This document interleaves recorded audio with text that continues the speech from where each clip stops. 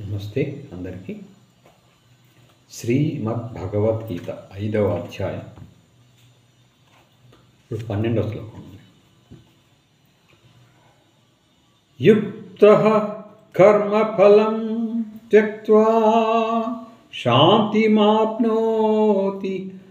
నైష్ఠికీం అయుక్తః కామకారేణ ఫలే సక్తో నిబధ్యతే.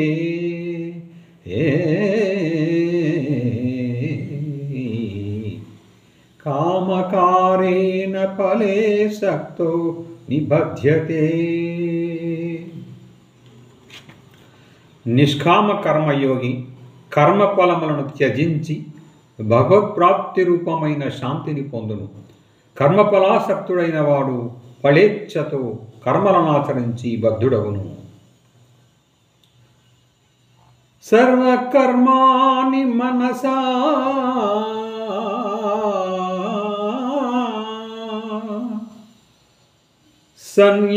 సన్యాస్యాస్తే సుఖం వసీ నవద్వారే పురే దేహి నైవ కుర్వన్న కారయన్.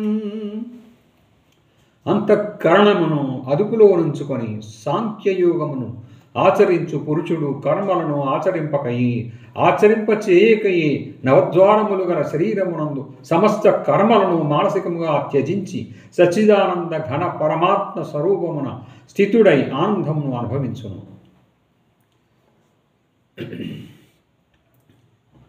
న కర్తృత్వం న కర్మాణి లోకస్య సుజతి ప్రభుః న కర్మఫల సంయోగం స్వభావస్తు ప్రవర్తతే.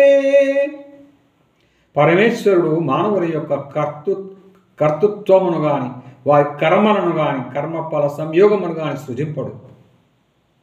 ఈ అన్నింటిలో ప్రకృతియే ప్రవర్తిల్లును, అనగా గుణములయందు ప్రవర్తిల్లుచుండును.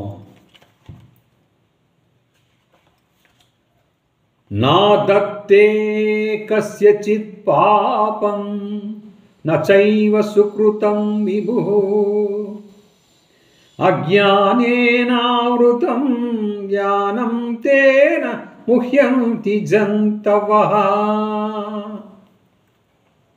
సర్వవ్యాప్తి అయిన భగవంతుడు ప్రాణుల పుణ్య పాప కర్మలలో దేనికిని భాగస్వామి కాడు.